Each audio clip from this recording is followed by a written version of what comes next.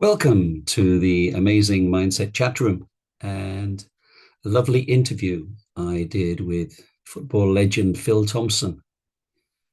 Phil won numerous trophies with Liverpool FC, captained Liverpool and England, and became a household name as a pundit on Sky Sports Soccer Saturday. Fame.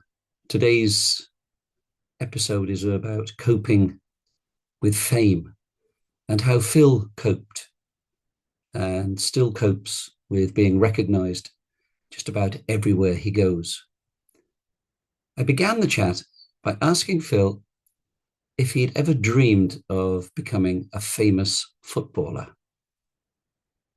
No, not going back to being a 60s child. It was, a 60s child watching my team Liverpool.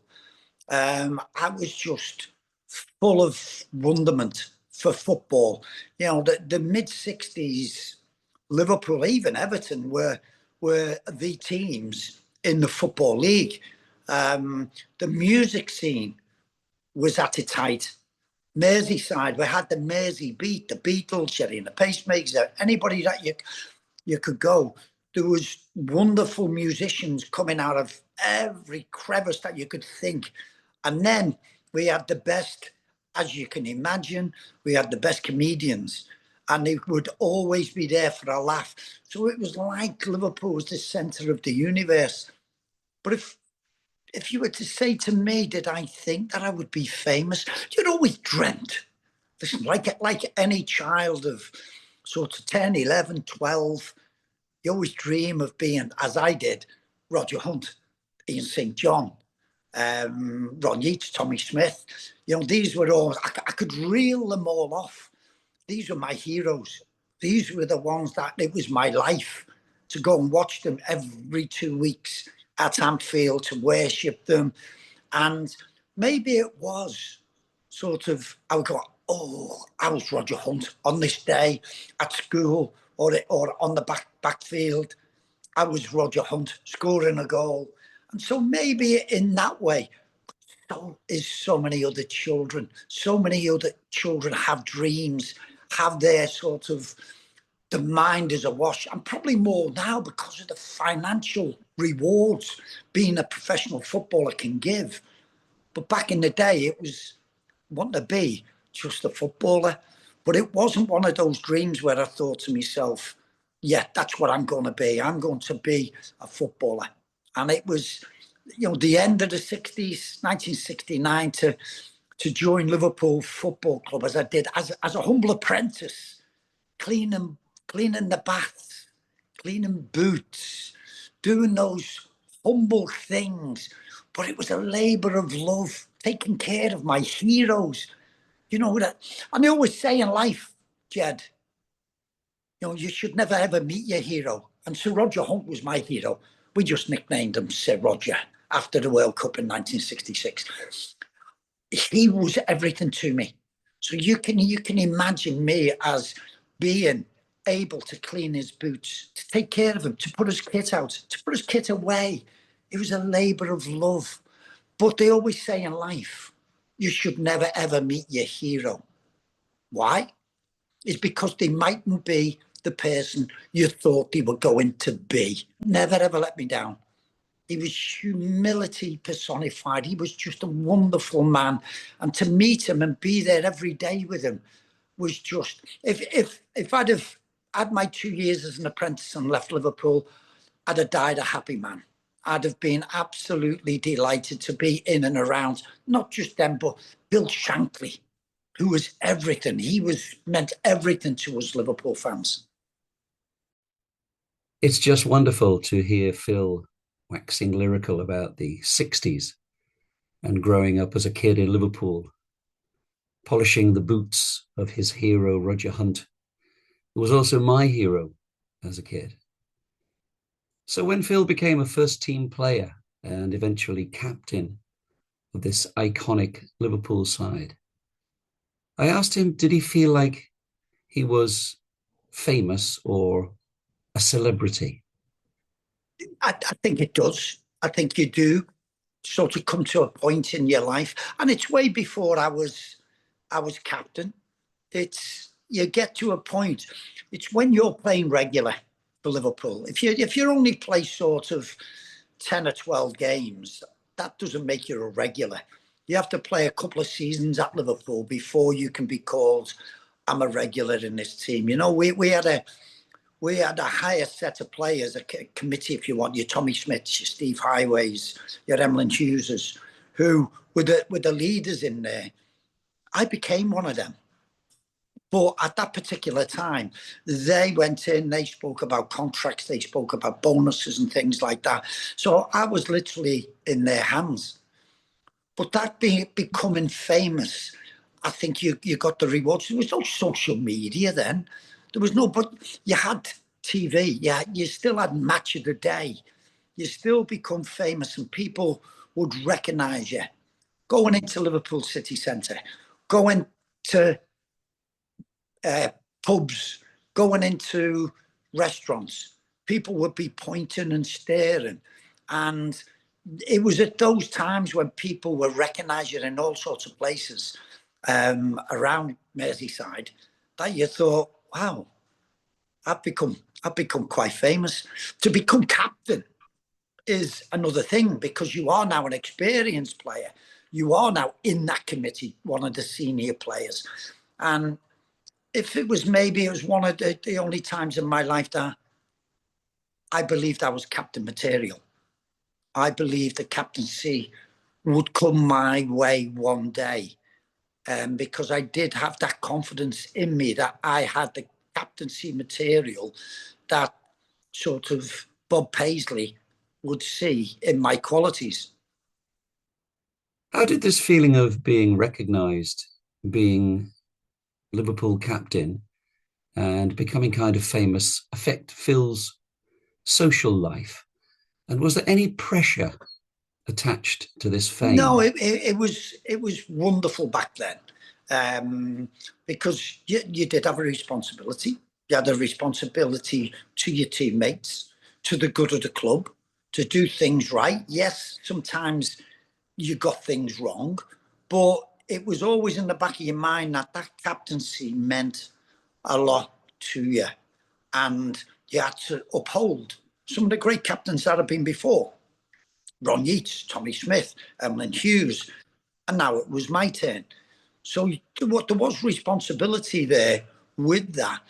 Did it give me any extra pressure or anything going out in pubs or in clubs of being recognised?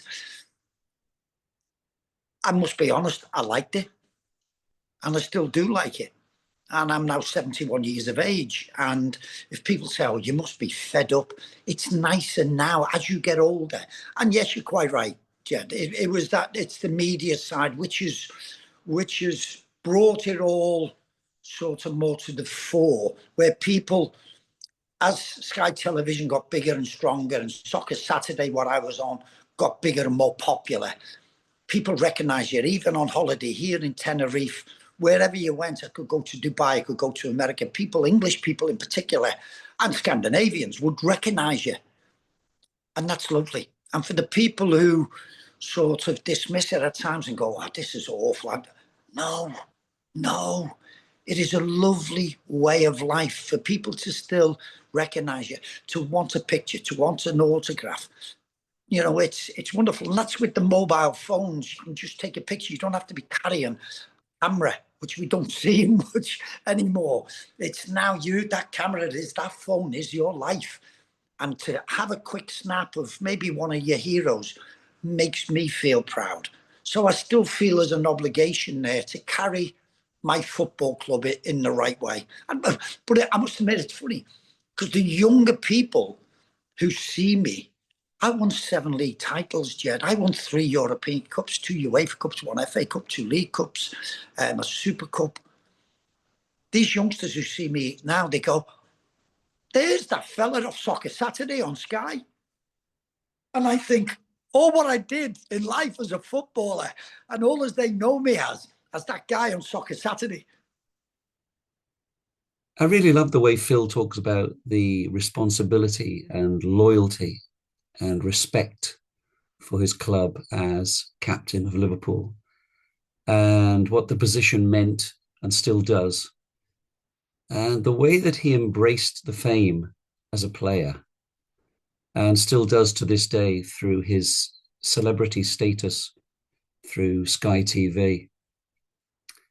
I then asked Phil if he thought the young players of today find it more challenging to cope with this celebrity status, this fame, and indeed fortune. Yes, yes is the one word answer. It's and I do think it's very difficult. And it's very difficult for them to handle it, particularly some so young who would have football clubs as sort of young football players trying to make their way in the game. And they see the superstars with all the big houses, the big cars. And they want a bit of that, trying to accept that, trying to work their way up. And it's hard because what we're doing now, Jed, is sending it everywhere, throughout the world, if you want. So everything is being logged. So you have to live your life in the correct manner. Now you think, well, yeah, that's not a lot to give up. Is to live it and do things right. They find that hard because they think they've got this star status, and it finds it difficult. These things, social media and phones, it's so hard for players to go out and literally enjoy themselves, as I could do. I said about pubs and clubs and doing things like that. Um, Sometimes I'll go into a restaurant and you'll be sitting there and somebody on another table I can see, and they've got the phone and they're videoing you eating. And you think, well, why don't you just come over and ask for a photograph rather than trying to secret? But I understand that they see you out in the public eye. So no time is generally your own. I was out last night in Tenerife, and people are like that. People see you, people want to sort of take a photograph and everything, and it's lovely. But you see people with mobile phones and they could be 10 or 15 yards away. And so this is the hard, this is for me. So modern footballers, I never see any now Liverpool players, even the Andy Robertson, who's British. Um, You've got Curtis Jones, Trent Alexander-Arnold, two Liverpool lads. I never see them out in a pub, out in a club, as me and my mate Terry McDermott would be, and enjoying ourselves. They can't, because these phones will record everything. Them standing at the bar, if they were to trip, they're rotten drunk. So these difficulties, what these young lads, we always say, you were saying about humility. Our present day, what would we rather have? And the wealth is wonderful, what these guys have, but will they actually enjoy their life as playing a football as we did? And the answer is no, because we didn't have these mobile phones to record every minute, so we could go about our general life. And I loved my time, and I loved it. And okay, the wealth weren't there. We were the best paid players in the football league, but to now, it's just astonishing. Do they actually enjoy their lifestyle as much? And I don't think they do. I never see any social media stuff of players out in restaurants. They have to hide away now because it's so difficult in life. And it is difficult because what you find is the shopping, going to Tesco's, going to Asda, it's ordered online. For clothes, they wouldn't go into Liverpool city centre. They would order online, or they would have people bringing clothes to the houses for them to choose. That's not a nice life. That's not being able to go out and just go to socialise. I go into Liverpool nearly every week shopping with my wife, and I enjoy that. But that is my sort of way of life. I'm not that superstar status anymore that these lads are, and have to live that lifestyle, which curtails what they would really like to do. There's nothing better than sitting in the pub, going with your mates and just having a few drinks and maybe getting a bit jolly and having a laugh and winding people up, and it's great. But they're being recorded, at any given moment in time. But it gets elaborated on. It makes it bigger than what it actually was. And because one person will say, "Oh yeah, I seen Curtis Jones. I seen him in the pub, and he looked as though he'd had a couple of drinks." The next person on social media says, "Oh, he was drunk." The next person will go, "Oh, he was falling about all over the place," and there's no truth in it. But this is social media who wants to make it even bigger. So it is a difficult lifestyle for these guys, and it's part of their chosen life, and it's great and it's wonderful. The rewards are fantastic, and hopefully after it, and that's why I'm saying is that they can continue to enjoy it when they do finish playing, because believe me, it goes quickly. The problem seems to be the power of social media. So, what's being done to help these young players? What's in place for them at their clubs that maybe wasn't there when Phil was a young player? These lads, they get a lot done for them. They get media, they get teaching how to deal with the media, which is a massive part in modern football life. But they do have sort of lifestyles. I remember going into our academy and talking to the youngsters about what it's like and how life sort of after football. And yet you have to talk to them and say, sounds awful, but not everybody makes it. There's a small percentage of, because most of these at academies, most of them will be local until they get to about 16 and 17 and they start bringing in some foreign players who they identify. So a lot of them are young and they all have dreams, as I did. So you have to sort of explain to them, having a harsh sort of bring home some home truths is that not all of you might make it at this club, but you have to have a dream to make it in football. And, so you have to sort of lay the path, but the club have ways and means how they do things. They have now people who are designated when they go out on loan. They have a whole team to look after the well-being of them. The 19 years of age, 20 years of age, they can't just be allowed to go to say, down to Cambridge to go and play for them. And they're just left there to fend for themselves. They have a guy who has a team of people to take care of the well-being, to watch the games that they play in, to make sure that they're in the right accommodation, they're eating the right food, because they're still Liverpool fans. So the clubs, that's just Liverpool. But I would imagine all the top clubs do this. And you have to take care of the well-being of these lads. Whether they make it or not is another thing. We've seen Trent come through. We've seen Curtis come through. But they are few and far between. And I was just talking just last year, and we had Jaden Dans' dad, Neil Dans. We had Bobby Clark, who his dad obviously played for Newcastle. So we did a thing for LFC TV and we were talking. And I had to explain to the guys, and I said, hopefully you spoke, because they're so young. This was just after the League Cup final win against Chelsea, which we had so many youngsters playing. And I said, even you as parents, Lee Clark, said, Lee, you've been in the game, you know what it is. Neil Dans says, is that your boys have to work hard, but it might not happen at this club. And I says, there might be, but there's a life for them because they're good players and they've had a great sort of taste of it. And and he said, Lee and Neil said, we've already had that conversation with them that they might succeed. Jaden Dans is still there at Liverpool, but Bobby has had to go elsewhere at the moment. So it is a hard life for these young lads trying to make it to the top grade at Liverpool Football Club. It's really comforting to know that the clubs are taking on a responsibility of looking after their academy players and helping to guide them to the next phase of their footballing career, whether that be at their chosen club or at another club. But as I said to Phil, that wasn't there in your day, was it? It was sometimes as a young player, you get called into the manager's office and you get told that you were no longer required.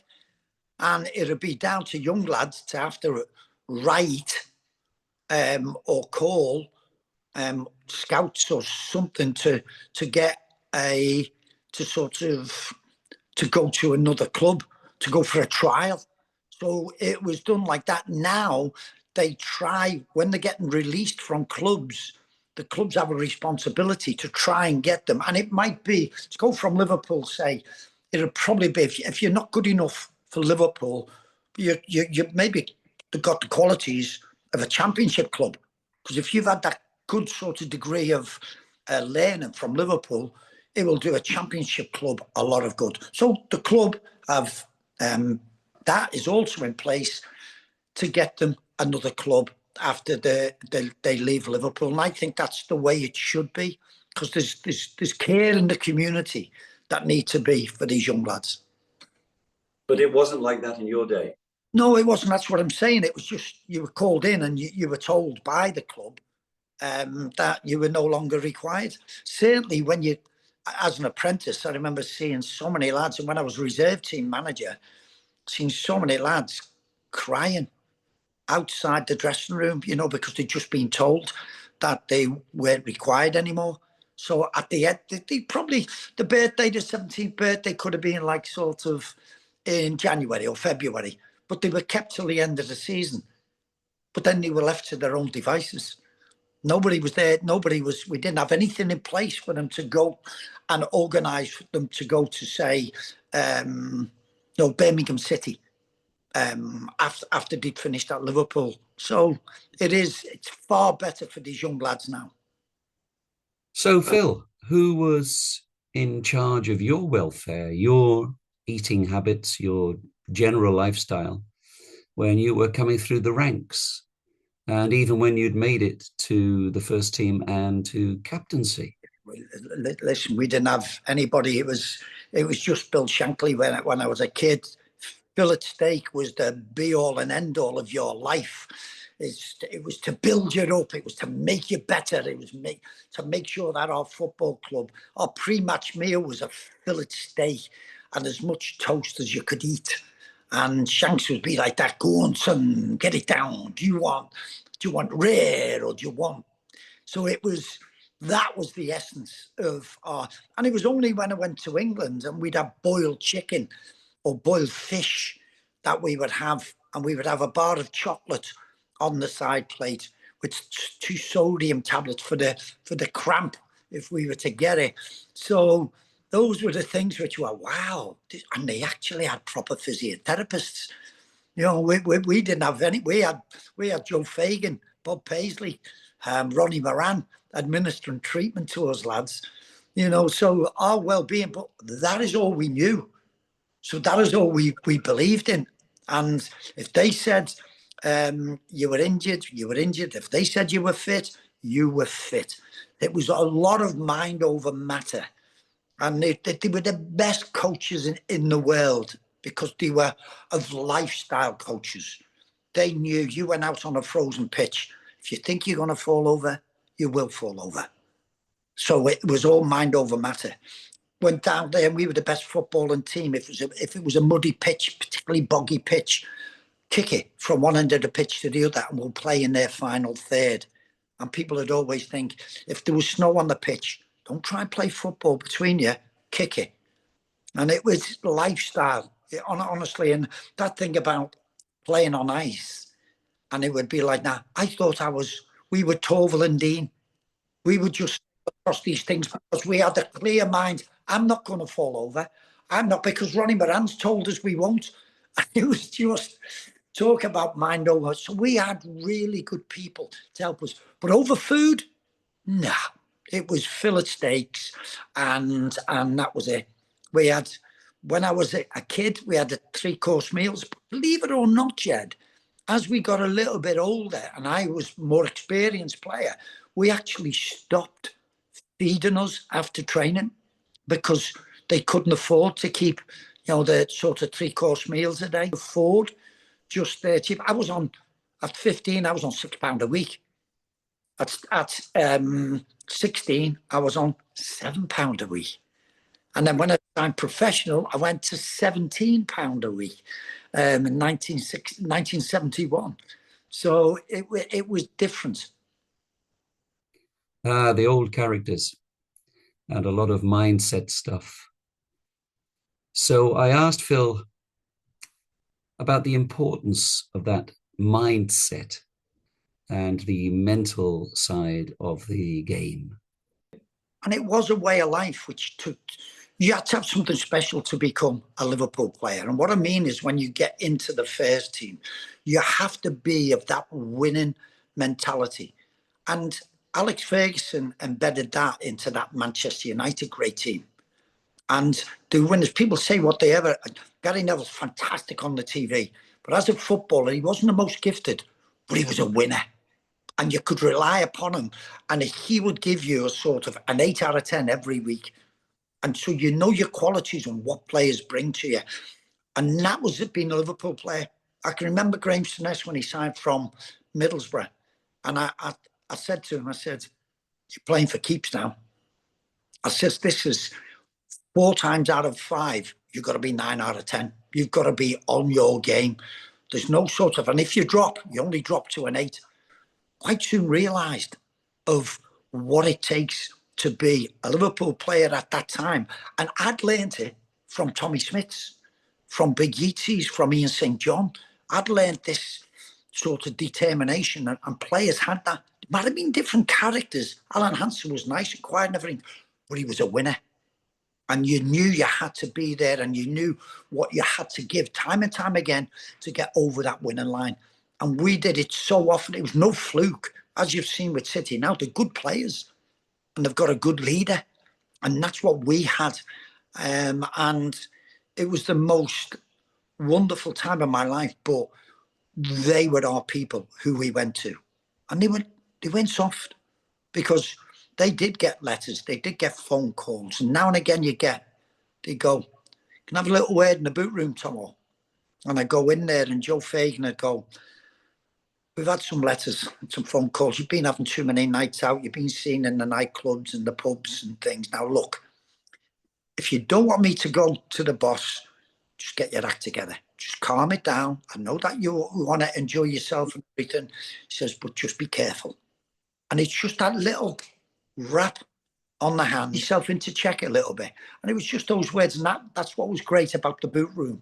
It was really sort of, didn't often get in there, but when you did, you knew you were in trouble. The boot room, a bit like being sent to the deputy headmaster's office and him threatening you with being sent to the headmaster himself. To conclude our chat, I asked Phil to tell us a little more about Sir Roger Hunt, just to reminisce about our hero. Dad, I was a Liverpool fan as a fetus. So you can imagine me growing up, Sir Roger being my hero, and to be able to sort of go and take care of him and clean his boots and the bath, make sure his kit. And just to be so close to my hero was just the most wonderful experience. And as we grew up, we became friends. He was older than me, obviously, but we became friends. We would acknowledge each other. Now, you try and get into that in your mindset, Jed. This guy was your hero. You had him with such high esteem. I had tens of photographs of Roger on my bedroom wall. For him to be called my friend was the most wonderful time, and I'd loved it. And you know what? A couple of years ago, he died. I was devastated. His wife rang me and asked me to do his eulogy in the church. How good does that make you feel as a human being? She must have known of my love for Roger. And it was I couldn't do it. It came at a time just after COVID when we'd waited for my wife, Marg, was her belated 60th birthday that I took all the family to Dubai for 10 days, and it fell right in the middle of that. Now, at any other time, I'd have way given up that, but it was something that the family had all, and it was right in the middle. So I had to give it up, and I was devastated, absolutely devastated, because I just, it's those things in life, as I said, meeting your heroes and being so close. But we got older as we had our Christmas parties. Now and again, when Roger would turn up, as you say, just to be there, the blonde hair and everything that you remember him by, it was just, it was one of my dreams and hopes that that would happen one day, and it didn't. But to become his friend, I just thought, and I did, like you, I met him at Tenerife airport, and we were there in there, and you can imagine I got all giddy. And Marg, my wife, knows how I feel about Roger. So you can imagine him, and I, Roger, and everything, shaking hands, and I'm going, this is Roger Hunt. He knows me. And it's, you can't, it's hard to give people that experience. But in fairness, not long ago, a few months back, Ron Yeats died. And they did ask me to do his eulogy. Me and Ian Callaghan. Ian Callaghan. I used to stand on the cop watching Cally in those mid-60s, winning the first FA Cup for Liverpool. Now he's my mate. So Cally spoke, and then I spoke, and people went, you didn't have any paper or anything reading from it? And I said, why? I said, he was my hero. What he meant to me was everything. He gave everything to make me happy as a kid, to make us all happy as kids. No 60s children. He made us all happy by doing what he did, fighting the fight, walking the walk, talking the talk. And Yeatsy was great. So it just poured out from me of my feelings for Ron Yeats and what those 60s did for us young kids of the 60s. Beautiful. Just beautiful. The conversation coming around full circle to the child of the 60s and what football meant to a young Liverpool lad, and how their heroes were revered for simply making a young lad happy. And finally, a little prophecy from Phil's mum.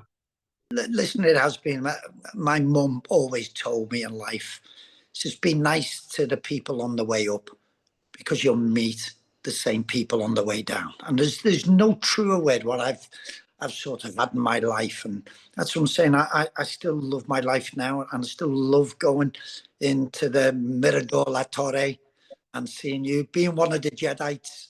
It's the most, it's a wonderful place to just sit and watch people, because they all enjoy themselves. And in our troubled life and watching TV and all what's happening in the Middle East and in Ukraine and Russia and America, and you can go to La Torre, and you can just, all your cares just melt away, and you see people just enjoying themselves, getting up, having a little dance, no matter what age. And that's why we love going there. We've been going there since we've been here now, which is 20, going on 23 years. And we love it every time we go there. Even Cristobal. Thanks, Phil, for the lovely comments about La Torre del Mirador restaurant here in Tenerife, where I make my music. And even Cristobal, the boss, gets a shout out. One of my most amazing experiences at La Torre was one evening when I was singing You'll Never Walk Alone, and Phil and his wife Margaret were on the dance floor in a circle with everyone else, all singing along. And I remember saying on the microphone, Phil, I used to sing this to you when you were on the pitch at Anfield. And now here you are singing it to me and with me in Tenerife. How special is that? Phil Thompson has a love for life that he has taken through his playing career and beyond. He still very much plays for Liverpool FC as a presenter on LFC TV and as an ambassador for the club.